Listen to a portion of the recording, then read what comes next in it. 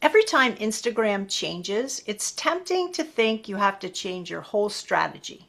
A new feature shows up, hashtags work differently, Reels get another update, and suddenly it feels like you're supposed to do everything at once. But the bigger shift is simpler than that. Instagram is getting better at figuring out what people care about, so your job is to get clearer about who your content is really for.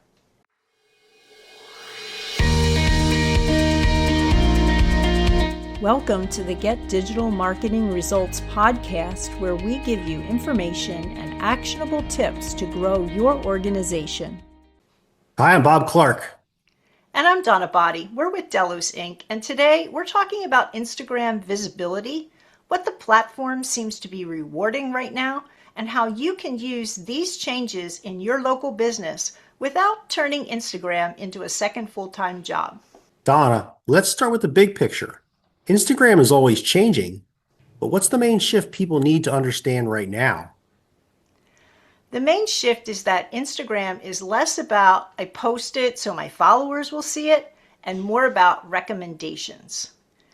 Instagram uses different AI systems across feeds, stories, reels, and explore to decide what each person is likely to care about. What you see on Instagram is increasingly recommendation first, where content is competing based on interest, not just relationships.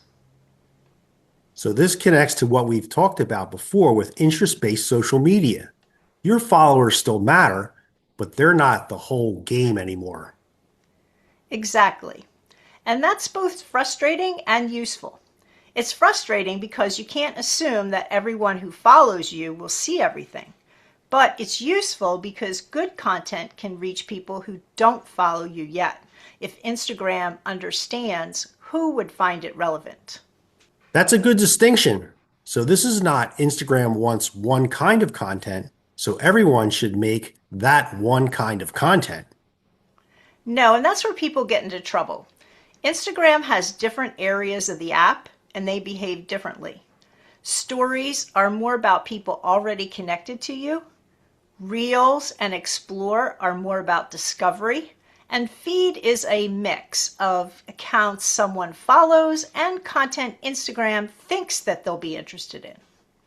So instead of asking, what does Instagram want? Ask, where am I trying to show up and who am I trying to reach? Let's talk about hashtags, because a lot of people still treat hashtags like the magic lever for reach. They're not the main discovery tool they used to be. Instagram is looking at more than hashtags now. Captions, visuals, behavior, engagement, profile information, and the topic of the content itself. Keywords and captions and profiles are now more useful for discovery than relying heavily on hashtags. Yes, and the days of unlimited hashtags are over. Use 3 to 5 max. Think of hashtags more like labels than reach boosters. They can help Instagram understand what the post is about, but they're not going to save unclear content. Your caption, on-screen text, your visuals, and the actual topic all need to point in the same direction. That's a big mindset shift, because a lot of people are still trying to hack the algorithm instead of making the content clearer. Right, and the clearer you are, the easier it is for Instagram to match your post with your right person. If you run a local service business, your content should speak to the questions, problems, and decisions that your ideal customer actually has. Not vague motivational posts, not random trends, not a laundry list of everything that you do. There are also newer tools that can help you polish or organize your content, like profile grid customization, branded sticker tools, edits app templates, teleprompter options, and ways to link from one reel to another. You'll want to pay attention to those, but don't panic. A teleprompter can help you record faster, better editing tools can help you make a reel easier to follow, and a link to another reel can help someone keep watching a related topic. But none of that replaces the core question. Does this content matter to the person I'm trying to reach? And if Instagram is looking more at interest and behavior, then the first few seconds matter a lot. They do. If people scroll away right away, Instagram doesn't get many positive signals. So your opening matters.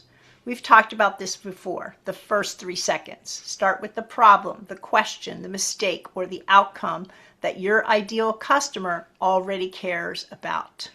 Don't start with a long intro. There's also the originality piece. Instagram is cracking down on just regularly reposting other people's stuff by restricting the reach of accounts that do that. Now, that doesn't mean that you can never use a trend or reference something someone else is talking about. It means that you need to add your perspective, your examples, your experience. Tell us what your take is. This is where I think local businesses actually have an advantage if you stop trying to act like an influencer. You have real customer questions, real project examples, real before and after moments, real lessons learned, and real opinions. That's the good stuff. You don't need to manufacture a persona. You need to make your actual expertise easier to see. So if you want to decide if using a new feature is worth it, I like to use these filters. First, ask yourself, does this help me reach the right people? Does this help me explain what we do more clearly? And can I do this consistently without making myself crazy? If the answer is no, it might be an interesting new feature, but it doesn't have to become part of your strategy. That's a relief because most people do not need a giant Instagram production system. You need clear content direction. And for many service businesses, that means content around common questions, mistakes to avoid, what to expect, proof of work, behind the scenes process, and simple guidance that helps the right person make a better decision.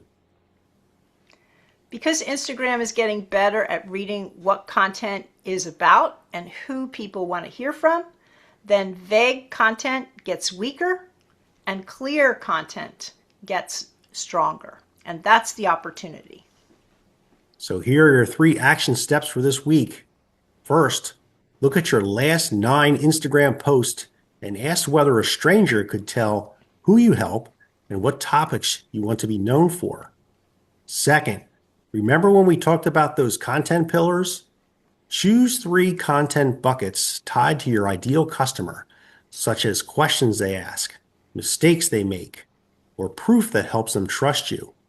And third, update your next reel or post so the first few seconds or the first line clearly says who it is for and why they should care.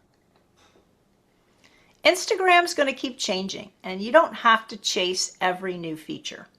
Pay attention to what the platform is rewarding, but keep your strategy grounded in the people you actually want to reach. Because when your content is clear, useful, and tied to your ideal customer, Instagram has a better chance of understanding it, and the right people have a better chance of connecting with your business. And that's it for today's episode. You can find links and more resources at delosinc.com/episode 446. And don't forget to subscribe so you don't miss out on our actionable digital marketing tips to grow your organization. Thanks for listening to the Get Digital Marketing Results podcast. If you're ready to simplify your marketing and build reliable growth for your business, visit us at delosinc.com to learn more.